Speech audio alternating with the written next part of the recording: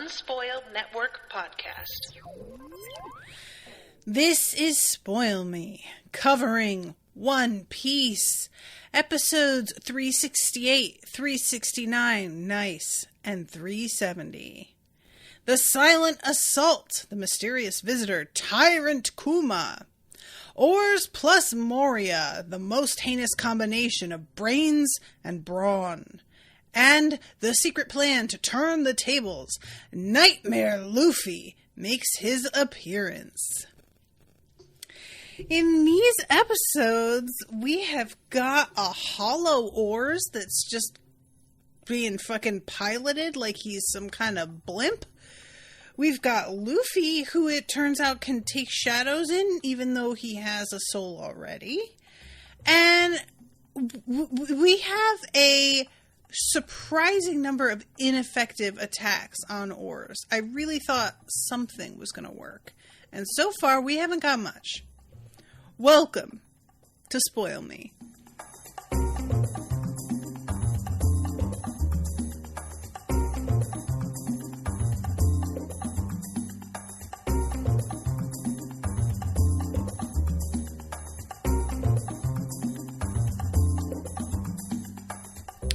Welcome to the show, everyone. I am Natasha. Thank you very much to the One Piece crew for commissioning this episode. What's up, everybody? Thank you all so much for joining me. I just want to say right out of the gate, I am still really, really loving this arc. I am still stunned that there are people who do not like it. I genuinely do not know. There is a bunch of problematic shit mixed in here. Don't get me wrong. But honestly, the goofiness of it is so over the top, and I'm like waiting for a shoe to drop. I'm sort of feeling like, is there something in the end of this arc that makes it so that you retroactively don't like it as much? Because I don't get it. What is wrong with everyone? If you are listening and you are not a fan of this arc, explain yourself. Explain yourself. I want to know. I really do. I'm not even trying to be confrontational, because there are so many other arcs that I feel like have less to offer.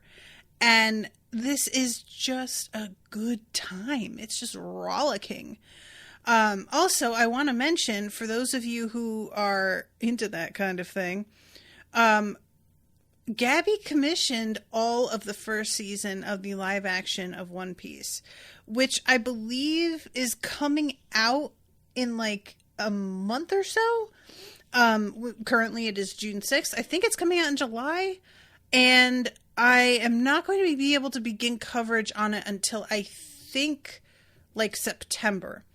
I'll double check that, but it is pretty exciting to me that I'm going to get to cover the live action, because I was already going to resist watching it when it came out, on the off chance that somebody would commission it. But there have been a lot of times where I have done that. I've held back because I'm trying to be available for commission for a certain thing that has gotten a little bit of buzz and people have expressed interest. And then nobody commissions it, and I just sit there not having watched the thing that I would really like to watch. So I'm pretty excited that at this point I am guaranteed, even though when it comes out, I'm still going to have to hold back a little bit, but I'm guaranteed that I'm going to get to watch it, and that makes me really happy. So thank you for that, Gabby. October, my bad. I won't be able to cover it until October. The first day of recording for that will be October 12th. And I have a lot of pre-bookings for other things before that. So the One Piece crew tried to pre-book, but I am booked well into November at this point. So, yeah. I was trying to resist doing that, because I recognize that it's sort of me taking a loan against myself when I accept payment for something so far in advance. But frankly, I need the money so bad lately, and I have all the time in the world. I don't see myself stopping doing this anytime soon. So, I guess let's just go for it. All right. So the Silent Assault, the Mysterious Visitor, Tyrant Kuma. By far of the three, in my opinion, the most boring episode. I think that it's got to do a lot with the fact that Kuma doesn't seem all that interesting. Like, initially, I was pretty excited by the fact that he seems a lot less intimidating than I originally thought. And I was sort of hoping that we were going to be able to, like, get a bit more about him in a personal sense. And we don't really get that. I was waiting for it, you know, the fact that he keeps asking, like, where would you go on a vacation if you could go anywhere? It's a funny bit, but it's just, we're just doing the exact same thing again. And I wanted us to expand the bit a little bit. I said bit a lot. I'm sorry. So anyway, the whole thing with him too, like, essentially all he's here for is to deliver the news to Moria that he himself has come to assist in case Moria finds himself unequal to the task of dealing with the Straw Hat Pirates. And Moria is really, really offended. Like, just genuinely so disgusted that this is how little they estimate he can contribute. And as far as he is concerned, it's sewn up. You know, I've got his shadow. I put it in what do you call it? I put it in Oars, what is it, number 900? Is that the name of the zombie? And so, even though there is still possibility, because Luffy's running around, that they can purify Oars, of course, for reasons that I think are pretty obviously just ego, Moria has no consideration for that happening. There is just, it's not, I think he would say straight up that it is not possible. And this is really weird, you guys. I'm on Funimation, and I am on, allegedly, the episode with Kuma and all of this. I'm running through it, and it is playing actually the previous episode. And I have adjusted twice, and it keeps on playing the previous episode, and I don't know why it's doing that. We're getting a lot of, maybe it's just so much flashback that it's looking like it's all the previous episode. But I'm halfway through it, and we've got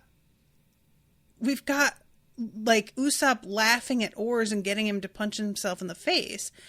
I just watched this. This is not here. Their Funimation fucked up. Something's got its wires crossed. That is a really weird. I've never had this happen before. Okay, well, I mean, the whole thing that Kuma is, the fact that he is here just to, like, basically help out Moria if he's not up for it. I am also a little bit disappointed in that. He even says something about how he wasn't, like, officially sent. He has volunteered to do it, which is less an insult from the government, even though Moria is still taking it that way. And I think probably if you were to look into it, it would be like, it's not official. I volunteered, but I was, like, suggested to volunteer through official channels, and they just didn't want to make anything too specific, you know.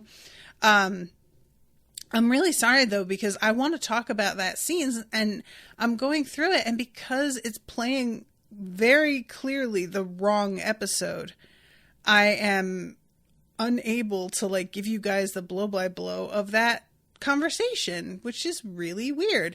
I moved on to the second of the three, and it's playing the correct one. So I don't know what's going on. But the whole situation with the way accessing this show works, I am telling you guys, I don't know how this is the most, like, popular anime ever when it is this difficult to get a hold of.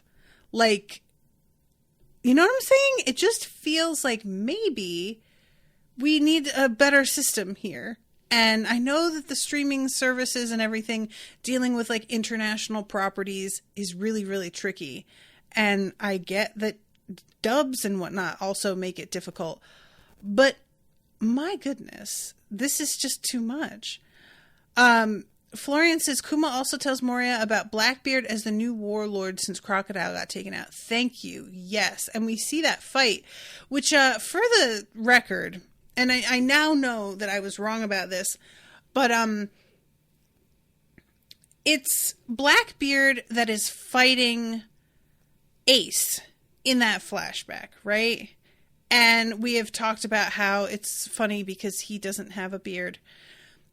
But the design of that guy looked so much like Kuma that I thought we were going to find out that Kuma was actually Blackbeard, and that basically Blackbeard is someone who works for the government, the world government, but like moonlights as this incredibly notorious pirate.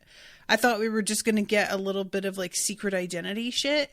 And it just turns out that their character designs are just really, really similar. There's just, they got those like square jaws and the long curly black hair, really like wide builds, and they look so similar. And I was like, oh shit. But no, that was not what it was at all. We also have this whole like bit with Luffy, who thinks that he is chasing Moria. At the end of the previous section, he finds out that he was actually chasing Moria's shadow the whole time, which is super embarrassing for him. And he is infuriated in this section and starts like kind of... Luffy is really... I think that it's remarkable how much I can still enjoy Luffy when a lot of the time the parts of the story that he is given are the most boring parts, because you've got to find a reason to keep him out of the fight. Like, he is so overpowered that if he were to get involved directly right away most of the time, then it's just going to be game over. So they have to sideline him and do weird shit to make it so that he can't participate. And that results in Luffy being in, like, unintentionally a boring character. And it's not like he isn't a boring character, you know, he's fun, but it feels like he so rarely gets to really like stretch himself. Oh my God. I'm sorry. I didn't mean to do that. That wasn't on purpose, but I'm going to go with it. I'm going to say it.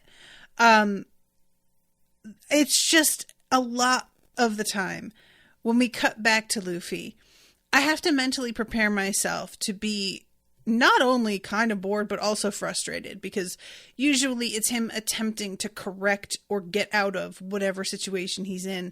And for whatever reason in that plot, it does not work. And I know that it's not going to work because we're too early in the arc.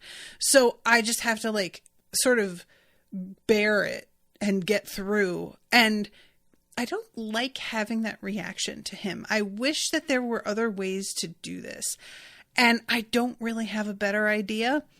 I understand the necessity of it plot-wise. I understand that, you know, we can't just have him like, we can't always have just magical power-ups for him, although we have been pretty consistently doing that. I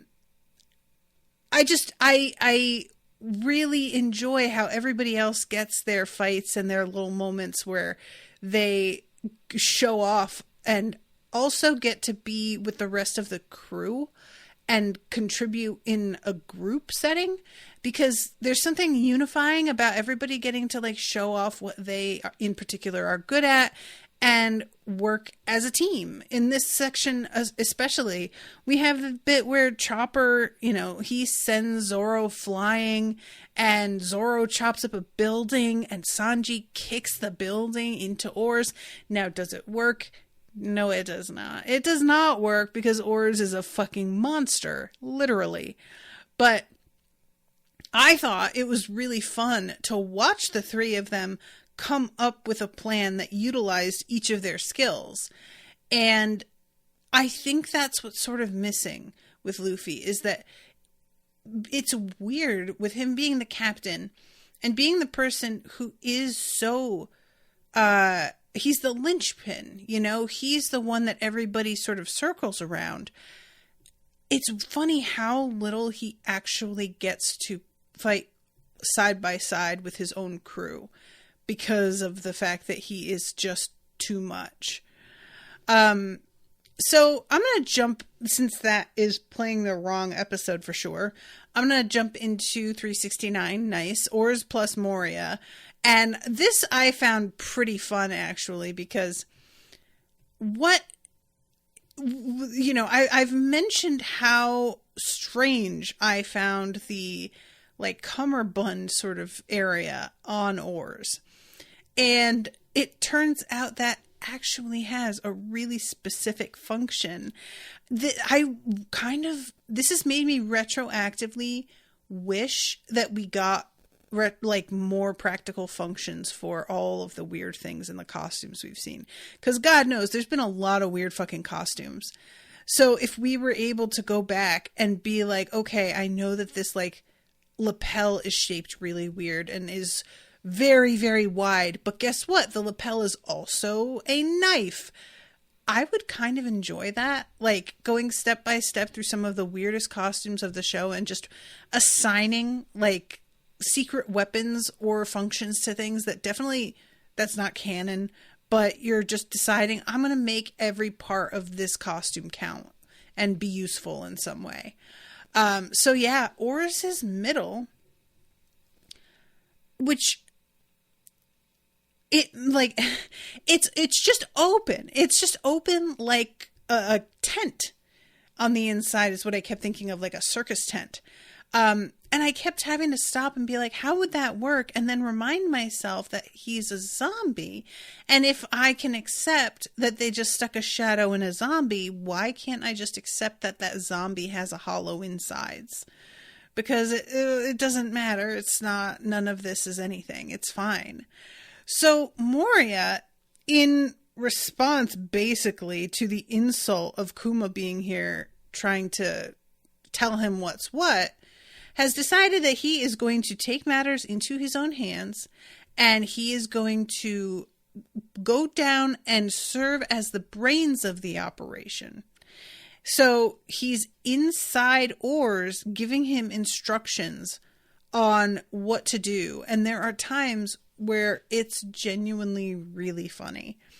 There's like interesting stuff too. At one point, Oars gets lit on fire, and this is, I think, due to Usopp using like some kind of exploding star thing.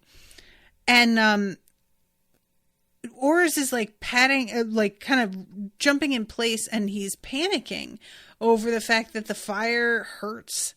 And Moria has to be like, hey, bud, I think you'll find if you tune in for a second, it doesn't hurt. You just expect it to hurt because of the memories you have of fire hurting. And so it's in your head that you are feeling pain. But if you really stop and think about it, you don't feel any pain at all. And Luffy stops and realizes he's right and says something like, man, I look silly. You know what, guys? I think that I just have a real soft spot for the word silly. And I need to use the word silly more. Because fucking cards on the table. I use the words stupid and idiotic and, you know, whatnot. And in truth, those all have pretty ableist roots, right? Now, the meaning of the words, I feel like, has changed so much that there's a big part of me that is resistant to just being like cutting them out of my vocabulary, because I feel like it doesn't really mean that anymore. But in some ways it does still, you know? So I'm trying to like edge my way toward being better. And using words like wild instead of crazy, for example, small change. I really want to start incorporating silly, because what I like about it is that it gets across the fact that something is sort of nonsensical, but it does so in a way that feels a little bit patronizing. Like, and sometimes that's what you want to be doing. The point of saying, well, that's stupid, is to really like get it across that if you think this thing, then you are a gullible fool. And I feel like silly really does that. It nails like not only the fact that this does not make any sense, but that the person saying it is probably a bit of a goof. And I really appreciate any time that I see it used in the wild nowadays, and I want to incorporate it more. And the fact that Luffy's zombie says it here, and the way he's just like really sheepish, that cracked me up. And then a little bit later, when Frankie gets tossed, because Frankie gets tossed, like that was rough. They're all just sort of standing around looking at Frankie as he's landing. And Moria says to Oars, "It looks like he's still alive. Go step on him," I think is what he says. And Oars says, "Okay." And I really enjoyed that too. I don't know if this is hinting that Oars isn't really here for this, or if it's just meant to be that he is not enjoying being ordered around, maybe feeling a little bit lazy and is like, okay, I got him, now what? And he's like, well, you didn't really get him. And Oars just being like, oh my God, fine, I'll go do it. Ugh. I think it's probably that one, but I was sort of hoping that maybe it would turn out, and I've been hoping this the whole time, as you guys know, that there would come a point where like one of the zombies basically goes, you know what? Fuck all of this. I'm out. And it would be pretty fun if Oars got ordered around so much that he just kind of decided that he was on strike. And it's just like, nah, man, you know what? I am not interested in taking your fucking orders anymore. But it depends on how much of Luffy's personality is left in there. And, as time goes on, as we have seen, his personality begins to fall away. So even if it were happening, I don't know how much that's going to be able to like develop, because the whole way the timing works is working against it. So anyway, I'm kind of jumping all over the place, but nevertheless, I just really wanted to talk about some of that stuff off the top. And we have Luffy, who has been left in a like patch of woods because he was following Moria's shadow, and eventually the shadow just ditches him, which I was genuinely surprised by. It just flies back to the castle, and Luffy is yelling after it for it to tell him where he is because he's lost. But the thing is, guys, he's yelling that at the shadow that is clearly flying toward the castle, which is in clear view. And I'm not sure if it's just supposed to be that from where he is, Luffy can't see the castle, and it's just us as viewers that can see it because of the angle we're watching. But it really seems to me like Luffy should be able to see it. So I got confused about the fact that he's allegedly lost when he's got a pretty decent landmark right there that should aid him in a big way. And Luffy is standing there and is just like, well, I gotta get this done before morning. You're leaving me here. This is screwing me. And then he stops and asks himself, why do we need to get this done before morning again? He's like completely lost the thread. And when he remembers, he begins to seriously panic. And finally goes, I guess I better just follow Moria's shadow and hope it's going the right way. And I was like, thank you. Yeah, because it seems like that's pretty clear. If Moria's intent was to ditch Luffy, it just felt like a really half-assed way of doing it.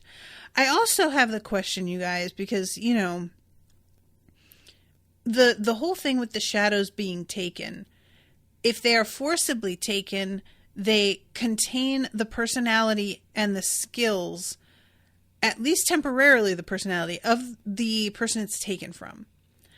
And I am really curious how much Moria's shadow is under Moria's control. And not to say like that the shadow is just going to become a free agent and do its own thing, but can it be controlled by Moria from afar, or is it working totally independently and everything it does will come as a surprise when Moria hears about it later? Or is he like kind of aware of what it's doing and what's happening with it? Because I'm just sort of thinking of it in terms of it being an entirely separate entity, like a henchman. And that's not really what it is. So I'm not sure if it functions like a second set of eyes, or if it really is sort of meant to be a whole separate being. And if it's a whole separate being, like that sort of changes things up as well. Because, I mean, the fact that Moria has this shadow that can fight for him to begin with is pretty big. Like, this is also, for those who are reading the Cradle series, and I'm starting coverage of the final book in the series today, and I'm so excited. I have mentioned a lot throughout covering One Piece how Will White, the writer of that series, is a massive One Piece fan. And there are so many places where I can see the influence. I can see the ideas that inspired different parts of Cradle. And this whole thing with the shadow 100% is reminding me of the concept of blood shadows. And for those who are not aware of what that is, I am not going to tell you because it's a tiny kind of a spoiler, and also it's a lot more effective to read than it is for me to tell you. So go read the books. But yeah, having this sort of separate entity that is and isn't you it's just, I really want to know how this works, because Moria sort of just, it feels like all he does is open the door to let the shadow go do its thing. And after that doesn't really concern himself with what it's doing or even think about whether it will fail. There's no fear from him or feeling of stakes. Like, can his shadow be killed? I have to assume no, right? Like, or is it possible for another shadow to fight it? We know that the shadows are pretty much on a one-way path back to their owner when they're just floating around in the air. But I guess the thing is that Moria is the only one who has this ability, right? Everybody else's shadow just functions normally, and Moria is the only one who can make his operate independently. And maybe if somebody else had this power, but I have to assume there's no killing his shadow, because there aren't other shadows that are interested in attacking without having a body to live in first. Anyway, I'm sorry. I'm just thinking out loud about like the implications of this. So there's a couple of different things here that are sort of interesting about what's going on with the whole crew. We've got Zoro, who is going forward to meet Oars and is like using this new sword. I think he calls it a black blade at one point, but apparently the weight of it is really different from what he is used to. So when he's using it at first, it isn't responding the way he expects, and it's a little bit more difficult. Like, it's slower is the way that he describes it. And he decides that he is just going to go into this fight against Oars by himself and not like ask for backup from his friends and not have any particular plan. So all of his friends are sort of screaming for him to fucking turn around and come back, but he is extremely wrapped up in his brand new toy that he wants to try out. And he uses like a technique that he has used before, which has way, way more power than it normally does. And he's realizing that the strike from this technique has been kind of, what's the word I want? It's like the blade gathered all three sword strikes together and like condensed it into this one extremely powerful. It's what I kept thinking when I was imagining the way this would work in my head, was taking the power of like three punches and putting them together into that sort of like really tight finger punch, where it's like a finger pistol idea, actually, where it's one really concentrated area, but the hit is so much harder because all of that power is concentrated that way. So he is pretty excited about the change in power, but also recognizing that the fact that it is a more difficult blade to handle is going to require some practice. And he actually thanks the samurai. It's just sort of like, you really gave me one hell of a sword here. And Oars says something about how Zoro could have put his eye out, which I did find genuinely funny, and says, I'm going to grind you down to goo, and begins chasing Zoro. All of his friends have been sort of like watching from the edges of this courtyard, I suppose. And as Zoro's like backing up from Oars is approaching the rest of the crew, and they're all starting to get a little bit nervous about this situation. And finally, Zoro strikes again, because it's a lot of him just dodging, running away. And he does one strike that gets Oars dropped on his side. And I was thinking that he had severed a Achilles tendon or something really crucial. It turns out Oars is able to get right back up again. And this is what I mean in the opening when I said like everybody is throwing attacks at Oars and nothing is really doing anything. I kept waiting for something to turn out to be the magic bullet. And you have a moment right after each attack where you're feeling like that really did something, and you're waiting for the evidence. You're waiting for it to hit Oars or for Oars to react, and then he just doesn't in the way that you expect. So in this one, he just stands right back up again. I thought Zoro had dealt him a pretty vicious blow, and he just shook it off. And this is the same thing like with the fire, which turns out to really not be a thing. And the buildings, like when they get the chunks of the building flying and Sanji is kicking them across, all Oars has to do is basically like punch them back at them, which is really unfortunate that he is even able to do that. I mean, that just seems kind of unfair. But yeah, so everything that he is attempting isn't everything they are attempting. I'm saying he because I'm talking about Zoro at the moment, but all of them it's all shaping up in these like big dramatic moments of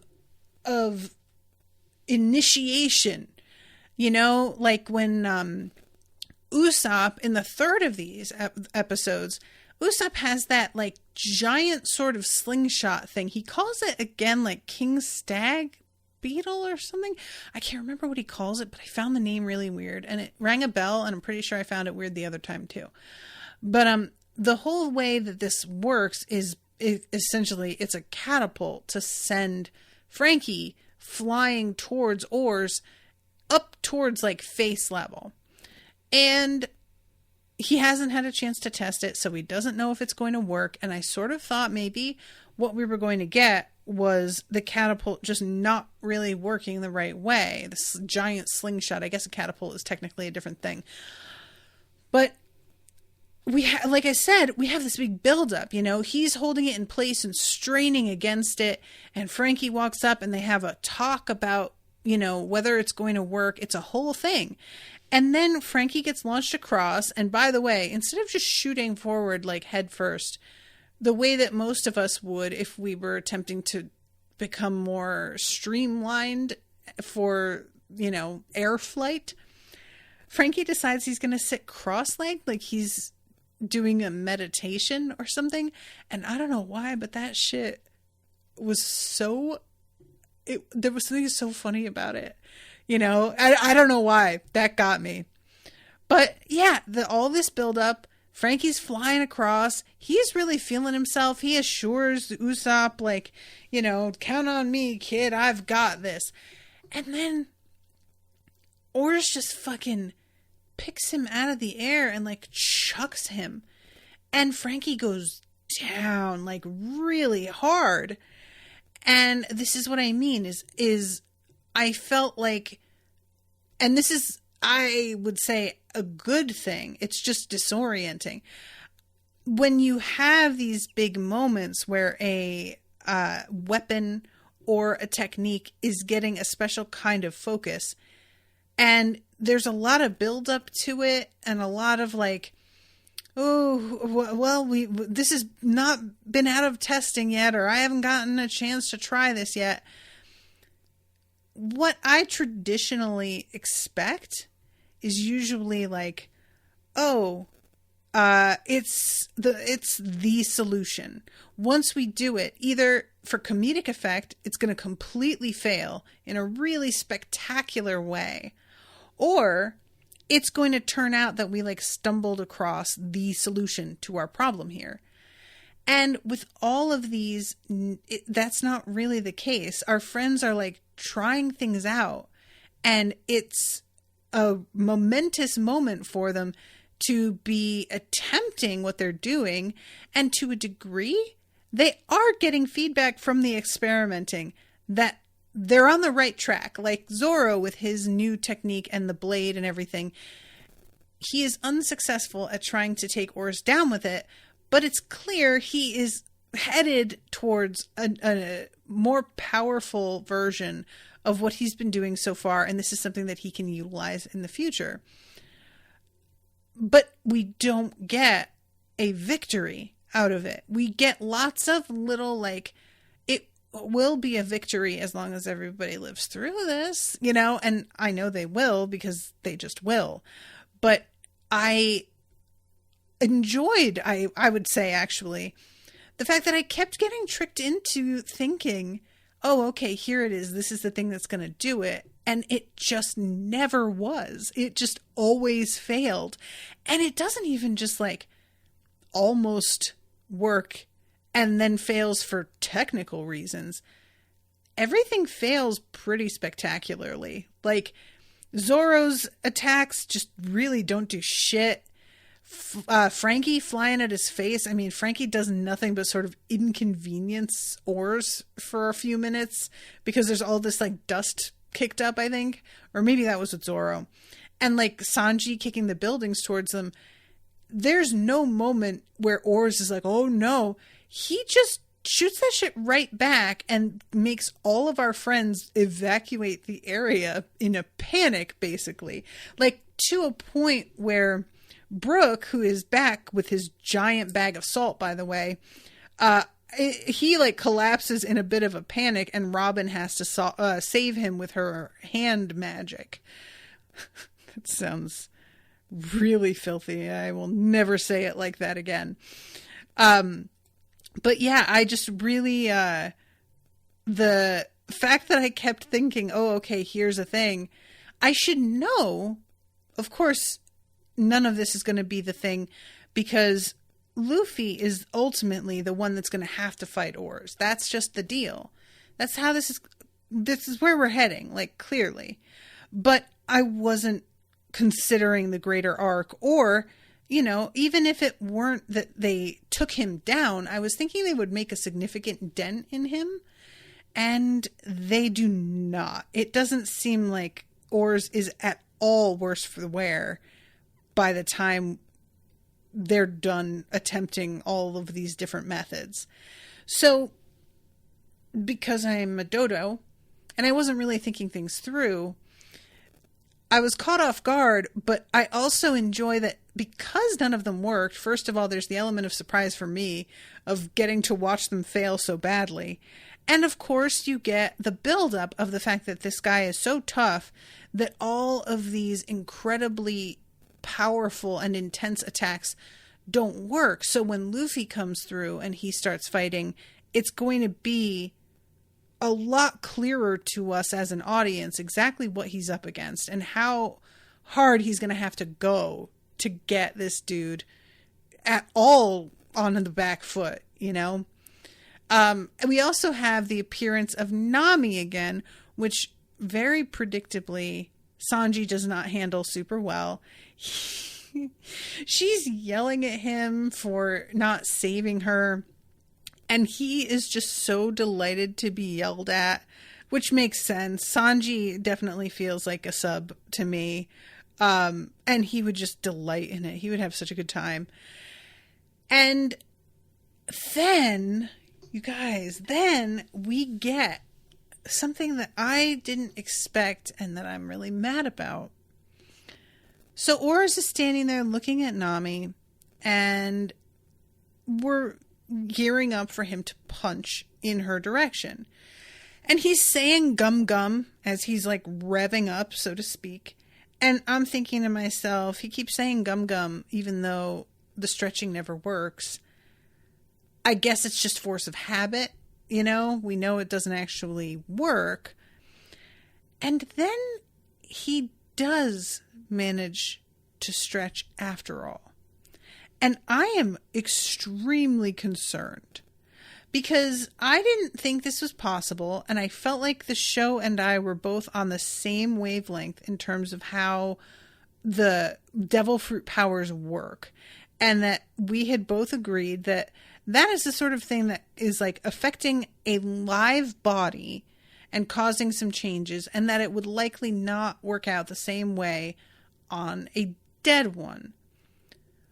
So I felt we were on the same page, and I was good with it. And now we're changing up the script, and we are throwing it out there that actually this can be done by Oars as well.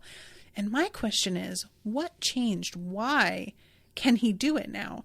And if he gets the ability, does this mean that Luffy is going to lose it temporarily because he, you know, only one person at a time can have the ability? Does his shadow count as a second person, and would that remove it from Luffy?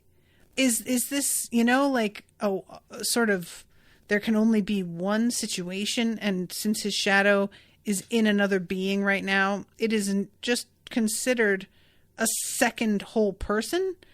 Because granted, we get some stuff happening later that I think is going to result in Luffy powering up in such a way that not having his devil fruit powers wouldn't be the end of the world.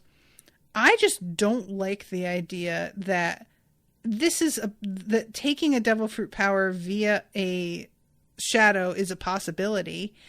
And I don't like the idea that it is something that would sink in slowly and sort of like, even if you left the person alive whose shadow you took, they're going to start walking around without even their devil fruit powers anymore. It's bad enough to not be able to come out into the sunlight. It's also very bad to have had a superpower and then get it taken away from you after you've gotten used to having it for however long. So I'm just, if it does turn out that only one of them can have it at a time, I'm really curious what Luffy's reaction is going to be if he attempts to use Gum Gum anything and it doesn't work. And also what his reaction is going to be when he sees that Oars can use it. There's a part of me here because, you know, I've said that I want to see each of our guys face down with the shadow of themselves and fight, because that's just fun. Like, how can that not be fun? But there's a part of me that, like, wants Luffy to go up to Oars and, like, we would be watching expecting a fight, and then it turns out that they both have the exact same priorities and are so easygoing and chummy right away that they become friends and don't have to fight. And Moria is just sort of elbowed out of the way because Oars likes Luffy better. That is, I would enjoy that. I'm just going to say. Do I think that's like great writing? No. But I also, it would be fun. There is something about Oars being part Luffy that you just don't really want him to, like, get his ass completely handed to him. You know what I'm saying? Like, I still have a feeling like that's Luffy there, and he is just doing what he is told and doesn't really get what's happening to him. And I, for one, don't feel that he deserves to be put down exactly. Purified, fine. But we'll see about that. And, like, Brooks showing up with this giant bag of salt. I was really hoping that what we were going to get was the slingshot that Usopp uses with Frankie, that we were going to have that set up and reloaded, but loaded with the bag full of salt. And I am assuming in the end, that is still going to be the way we wind up purifying him. I don't see it being that somebody drags up a bag of salt that size behind them as they, like, climb this creature. I have to assume either it's getting, like, dropped in when somebody jumps past, like, above, or from a window in one of the buildings, or something like this, the slingshot. So I guess we just have to sort of wait to see that. And what I'm going to predict is going to happen is that Luffy is going to engage Oars in a fight and be instructed to sort of, like, turn Oars in a certain direction or get him to open his mouth at a certain point or whatever. And then they will use the slingshot, and it's going to have required that Luffy be there to adequately distract Oars so that I just want to say, too, I'm not totally sure how much Oars understands the danger of the salt. I think he gets it for the most part, but he had been about to eat that salted fish, and they tell him, like, dude, is this your first day? You can't eat that. And, you know, we know, therefore, that he has been given the actual information.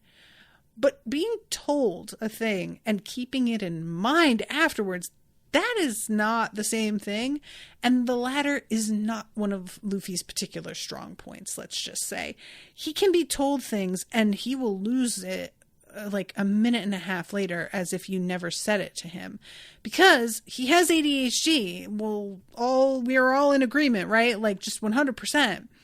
So, does Oars have the presence of mind if they were to just put a giant batch of salted fish next to him to not eat it? And we know Moria is in the mix now, so Moria might just be yelling at him like, don't do it. Will that sink in, though? Because this dude is very food obsessed. And I have to wonder whether the orders of his master are going to succeed in superseding the drive he has to consume and eat as much as he can. I guess we'll have to wait and see.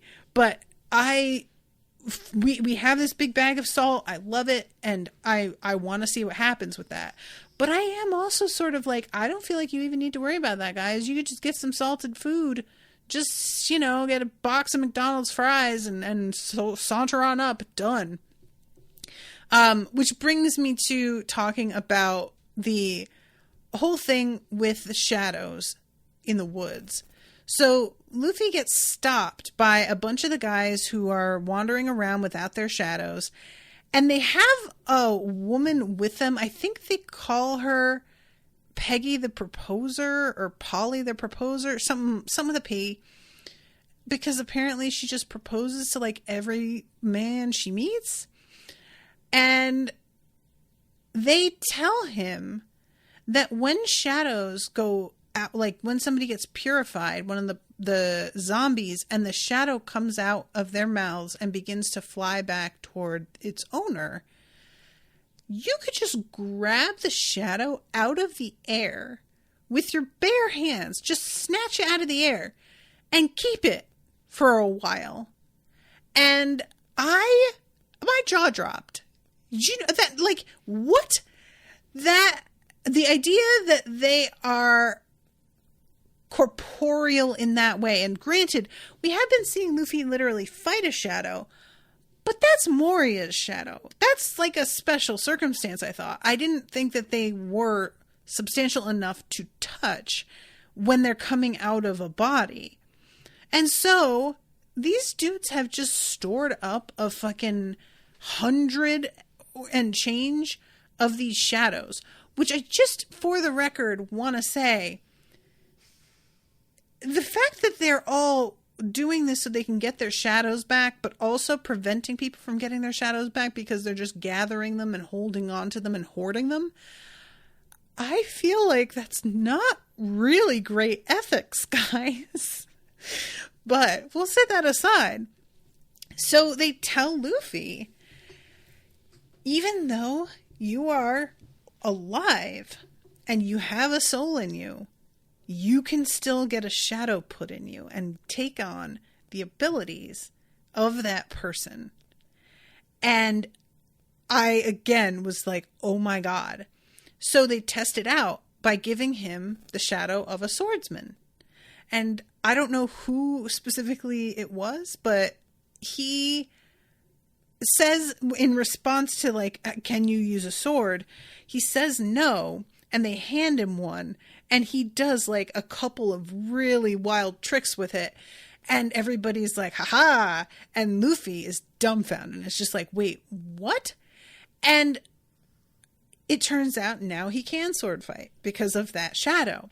He also has really heavy black liner under his eyes to signal that the shadow is within him, right? That's like the sort of visual, what's the word I want? Not just clue, but like language, I guess. Communication. And I'm thinking, like, okay, that's cool, having that extra ability.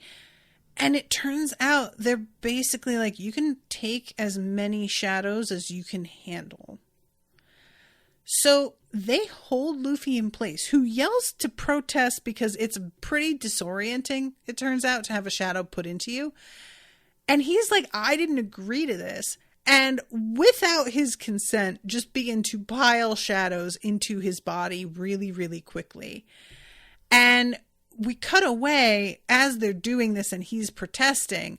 But then when we come back, he has succeeded in taking in 100 of them. And everybody is just like, I have literally never seen anybody able to do anything remotely like this. Your willpower must be insane.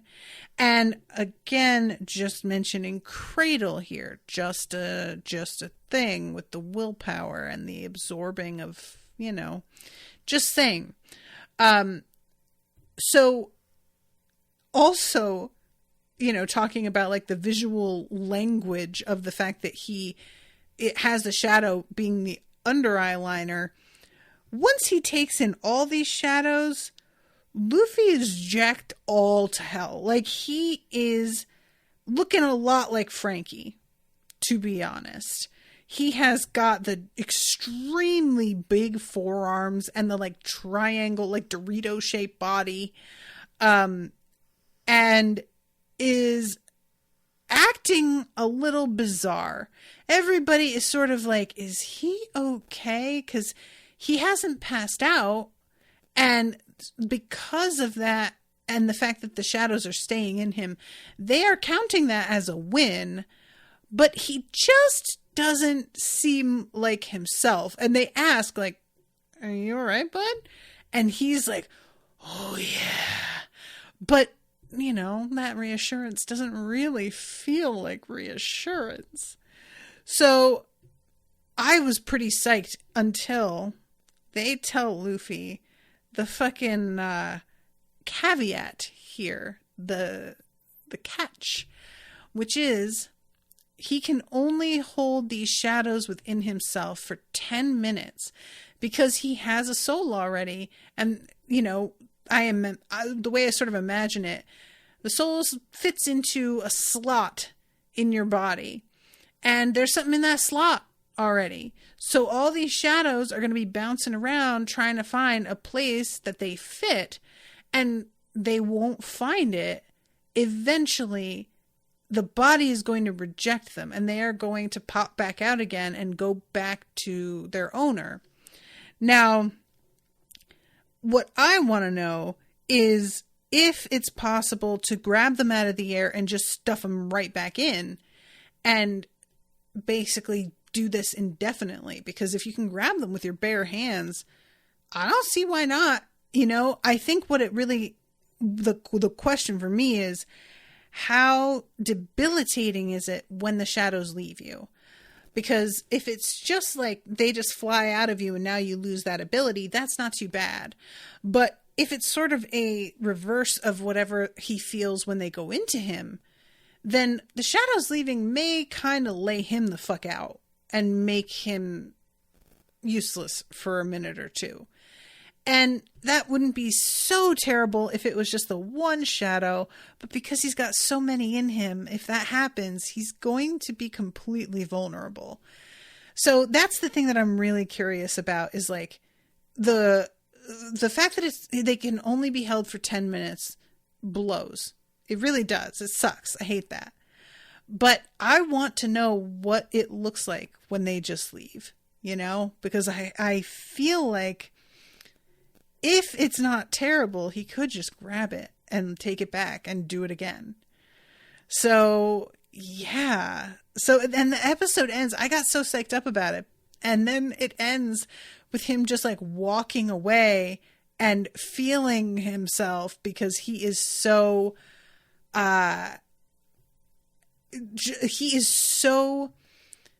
enormous and has all, I have to imagine, probably has like, I don't want to say voices in his head, because I'm not sure that's exactly how this manifests, but it's probably a lot of conflicting information that is bouncing around inside his head. So I'm really curious, even though he has gotten physically bigger, obviously he is nothing in comparison to Oars. I said that he looks a lot more like Frankie, and that's true. And you guys have seen what Frankie looks like standing next to Oars. It's nothing. So what kind of abilities will, oh my God, you guys, I'm already on Cradle Brain. Holy shit. Will Luffy, what is he going to pull out? What's he got in his pocket? I'm really interested to see what kind of ability is going to be useful against Oars when we've got a lot of pretty talented fighters here making no difference. You know, all of their attacks have no effect. So, all right. Well, I'm going to wrap up. But thank you guys so much for hanging out with me. Appreciate you all. Sorry about the like weird confusion with Funimation. I don't know what's going on there. I watched the episodes from here and it was fine. But then going back and trying to rewatch them, it's giving me problems. So, but I think I was able to cover pretty much everything. If I missed anything, let me know. And until next time, toodaloo, motherfuckers.